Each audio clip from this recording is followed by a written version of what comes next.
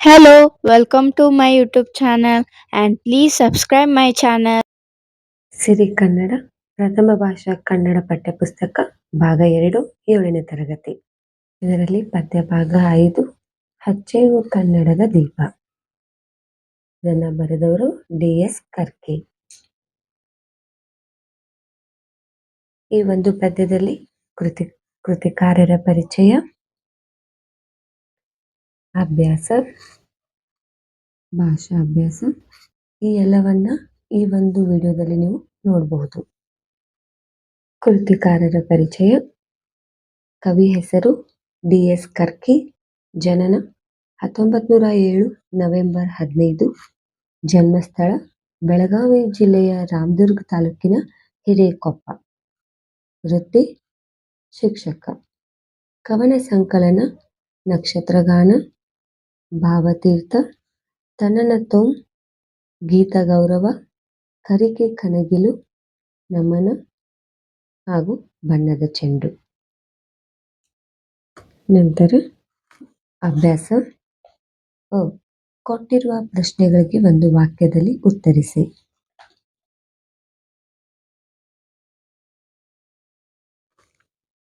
ಪ್ರಶ್ನೆ 1. ಕನ್ನಡದ ಕಂಪನ್ನು ಸೂಸುವಲ್ಲಿ ಏನನ್ನು ಚಾಚುತ್ತೇವೆ? ಉತ್ತರ: ಕನ್ನಡದ ಕಂಪನ್ನು ಸೂಸುವಲ್ಲಿ ಕರಣ ಚಾಚುತ್ತೇವೆ. ಪ್ರಶ್ನೆ 2. ಕಲ್ಪನೆಯ ಕಣ್ಣು ಹರಿವ ತನಕ ಯಾವ ದೀಪಗಳನ್ನು ಹಚ್ಚುತ್ತೇವೆ? ಉತ್ತರ: ಕಲ್ಪನೆಯ ಕಣ್ಣು ಹರಿಯುವ ತನಕ ಸಾಲು ದೀಪಗಳನ್ನು ಹಚ್ಚುತ್ತೇವೆ. ಪ್ರಶ್ನೆ 3. ನಮ್ಮವರು ಗಳಿಸಿದ ಹೆಸರುಳಿಸಲು ಎಲ್ಲರೂ ಏನು ಮಾಡುತ್ತೇವೆ? ಉತ್ತರ: ನಮ್ಮವರು ಗಳಿಸಿದ ಹೆಸರುಳಿಸಲು ಎಲ್ಲರೂ ಒಂದಾಗುತ್ತೇವೆ ಮತ್ತು ಕನ್ನಡ ಮಾತೆಯನ್ನು ಪೂಜಿಸುತ್ತೇವೆ.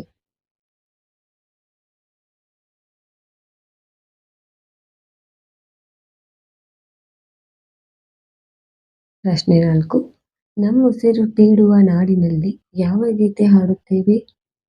ಉತ್ತರ: ನಮ್ಮುಸಿರು ತೀಡುವ ನಾಡಿನಲ್ಲಿ ಮಂಗಳ ಗೀತೆ ಹಾಡುತ್ತೇವೆ. ಪ್ರಶ್ನೆ 5. ಕರುಳೆಂಬ ಕುಡಿಗೆ ಏನನ್ನು ಮೂಡಿಸುತ್ತೇವೆ? ಉತ್ತರ: ಕರುಳೆಂಬ ಕುಡಿಗೆ ಮಿಂಚನ್ನು ಮೂಡಿಸುತ್ತೇವೆ. ಕೊಟ್ಟಿರುವ ಪ್ರಶ್ನೆಗಳಿಗೆ 2-3 ವಾಕ್ಯದಲ್ಲಿ ಉತ್ತರಿಸಿರಿ. ಮೊದಲನೇ ಪ್ರಶ್ನೆ. ಕನ್ನಡಿಗರು ಯಾವ ದೀಪವನ್ನು ಹಚ್ಚುತ್ತಾರೆ? ಉತ್ತರ: ಕನ್ನಡಿಗರು ಕನ್ನಡದ ದೀಪ, ಕರುನಾಡ ದೀಪ, ಸಿರಿಯ ನುಡಿಯ ದೀಪ, ಒಲವನ್ನು ಎತ್ತಿ ತೋರಿಸುವ ದೀಪವನ್ನು ಹಚ್ಚುತ್ತಾರೆ. ಪ್ರಶ್ನೆ 2. ಏನನ್ನು ಮರೆತು ಏನನ್ನು ಎರೆದು ಹೇಗೆ ಕನ್ನಡದ ದೀಪ ಹಚ್ಚುತ್ತಾರೆ?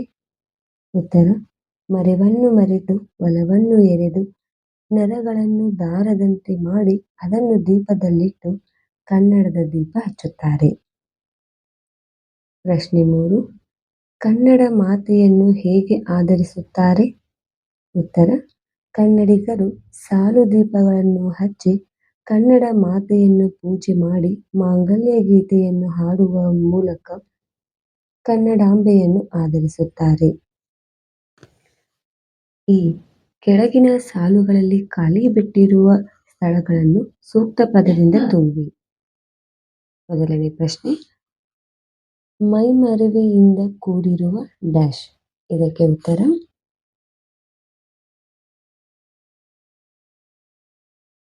ಕೊಳೆಯ ಕೆಚ್ಚೆವು. ಎರಡನೇ ಪ್ರಶ್ನೆ. ಹಚ್ಚಿರುವ ದೀಪದಲ್ಲಿ ತಾಯ ರೂಪ ಡ್ಯಾಶ್. ಇದಕ್ಕೆ ಉತ್ತರ: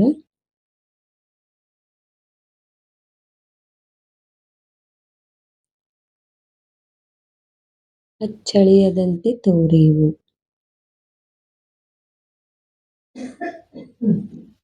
ಮೂರನೇದು. ನಮ್ಮೆದೆಯ ಮಿಡಿಯುವಿಯೇ ಮಾತಿನಲ್ಲಿ ಮಾತೆಯನು ಡ್ಯಾಶ್. ಉತ್ತರ: ಪೂಜೆ ಮಾಡೆವು.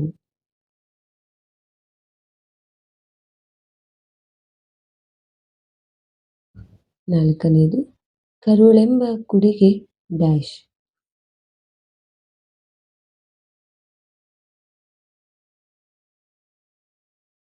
ಮಿಂಚಲ್ಲಿ ನುಡಿಸಿ. ಇಲ್ಲಿ ಈ ಪ್ರಶ್ನೆ ನೋಡಿ, ಈ ಹಚ್ಚೇವು ಎಂಬ ಪದಕ್ಕೆ ಸರಿ ಹೊಂದುವ ಪದ್ಯದಲ್ಲಿ ಇರುವ ಪ್ರಾಸಪದಗಳನ್ನ ಬರೆಯಿರಿ. ಅಂದ್ರೆ ಹಚ್ಚೇವು ಅನ್ನೋ ಏನೊಂದು ಶಬ್ದ ಅದ ಅದಕ್ಕ ಪದ್ಯದಲ್ಲಿರುವಂತಹ ಪ್ರಾಸಪದವನ್ನ ಬರೆಯಕ್ಕೆ ಹೇಳಿದಾರ. ಉತ್ತರ ಹಚ್ಚೇವು, ಇದರ ಪ್ರಾಸಪದ ಕೊಚ್ಚೇವು, ಕಚ್ಚೇವು, ಚಾಚೇವು, ಬೀರೇವು. ನಂತರ ಪ್ರಶ್ನೆ ಬೀರೇವು ಎಂಬ ಪದದಂತೆ ಪದ ಮಧ್ಯದಲ್ಲಿರುವ ರ ಅಕ್ಷರ ಬರುವ ಪದಗಳನ್ನು ಪಟ್ಟಿ ಮಾಡಿ. ಈಗ ಬೀರೇವು ಅನ್ನೋ ಶಬ್ದದ ನಡುವೆ ರ ಅನ್ನೋ ಅಕ್ಷರ ಬಂದದ. ಅದೇ ರೀತಿ ಪದಗಳನ್ನ ಪಟ್ಟಿ ಮಾಡಿ ಅಂತ ಹೇಳಿದಾರ.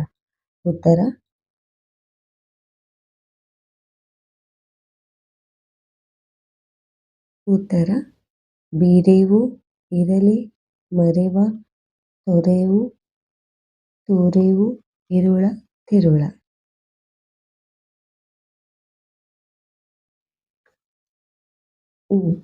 ಇಲ್ಲಿ ಒಂದು ಪದ್ಯವನ್ನ ಕೊಟ್ಟಿದಾರ. ಈ ಪದ್ಯದಲ್ಲಿ ಬರುವಂತಹ ಪ್ರಾಸಪದಗಳನ್ನ ಪಟ್ಟಿ ಮಾಡಿ ಅಂತ ಹೇಳಿದಾರ. ಇದನ್ನ ಓದ್ಕೊಳ್ಳಿ, ಅದರಲ್ಲಿ ಯಾವ್ಯಾವ್ದು ಪ್ರಾಸಪದಗಳು ಬರುತ್ತೆ ಅದನ್ನ ಪಟ್ಟಿ ಮಾಡಿರಿ. ನಾನು ಇಲ್ಲೇ ಬರ್ದಿದ್ದೀನಿ. ಉತ್ತರ ಜಡಿಯೇ ಬಡಿಯೇ, ಕ್ಷಮಿಸು ಎಂದು ತಂದೆಗೆಂದು, ಬದುಕಿದ ತೊಡಗಿದ. ನಂತರ ಭಾಷಾಭ್ಯಾಸ. ಕೆಳಗೆ ನೀಡಿರುವ ಪದ್ಯದ ಪ್ರಾಸಪದಗಳನ್ನು ಜೋಡಿಸಿ ಬರೆಯಿರಿ. ಇವಾಗಿಲ್ಲಿ ಕೆಲವೊಂದಿಷ್ಟು ವರ್ಡ್ಸ್ಗಳನ್ನ ಕೊಟ್ಟಿದ್ದಾರೆ, ಶಬ್ದಗಳನ್ನ ಕೊಟ್ಟಿದ್ದಾರೆ. ಇವನ್ನ ಏನ್ ಮಾಡ್ಬೇಕಂದ್ರೆ ನಾವು ಇವಾಗ ದೀಪ ಅದರದ ಪ್ರಾಸಪದ ರೂಪ. ಈ ರೀತಿ ನಾವೇನ್ ಮಾಡ್ಬೇಕಂತಂದ್ರೆ ಜೋಡಿಸಿ ಬರಿಬೇಕು. ಉತ್ತರ ದೀಪ ರೂಪ, ತೊಡೆ ಅಡೆ, ಕುಡಿ ಮುಡಿ, ಮುಡಿ ಮಿಡಿ, ನಾಡು ಹಾಡು, ಗೂಡು ನಾಡು, ಹಿಡಿ ಸಿಡಿ, ಕರುಳು ಇರುಳು, ಪ್ರೀತಿ ನೀತಿ, ಕಂಪು ಸೊಂಪು, ಅಚ್ಚು ಕೆಚ್ಚು, ಮನವ ಮರೆವ, ನಡುನಾಡು ಗಡಿನಾಡು, ಮರೆತೇವು ತೊರೆದೆವು. ಕೆಳಗೆ ನೀಡಿರುವ ಪದಗಳ ಅರ್ಥ ವ್ಯತ್ಯಾಸವನ್ನು ಗಮನಿಸಿ. ಹಚ್ಚು, ಹಚ್ಚೇವು, ಹಚ್ಚುವುದಿಲ್ಲ. ಹಚ್ಚೇವು, ಹಚ್ಚುತ್ತೇವೆ. ಬೀರು, ಬೀರೇವು, ಬೀರುವುದಿಲ್ಲ. ಬೀರೇವು, ಬೀರುತ್ತೇವೆ. ಮಾಡು, ಮಾಡೇವು, ಮಾಡುವುದಿಲ್ಲ. ಮಾಡೇವು, ಮಾಡುತ್ತೇವೆ. ಇದೇ ರೀತಿಯಲ್ಲಿ ನೋಡು, ಹಾಡು, ನಿಲ್ಲು, ಮೆಚ್ಚು ಮೊದಲಾದ ಪದಗಳನ್ನು ಕೆಳಗಿನ ವಾಕ್ಯದಲ್ಲಿ ಬಳಸಿ ವಾಕ್ಯ ಪೂರ್ಣಗೊಳಿಸಿ. ನಾವು ಕನ್ನಡ ಚಲನಚಿತ್ರಗಳನ್ನು ನೋಡೆವು ಅಂದರೆ ನೋಡುತ್ತೇವೆ. ನಾವು ಕನ್ನಡ ಗೀತೆಗಳನ್ನು ಹಾಡೆವು ಅಂದರೆ ಹಾಡುತ್ತೇವೆ. ನಿಮಗಾಗಿ ನಾಳೆ ನಾವು ಕಾಯುತ್ತಾ ನಿಲ್ಲೆವು, ನಿಲ್ಲುತ್ತೇವೆ. ನಿಮ್ಮೆಲ್ಲ ಚಿತ್ರಗಳನ್ನು ಮೆಚ್ಚೆವು, ಮೆಚ್ಚುತ್ತೇವೆ.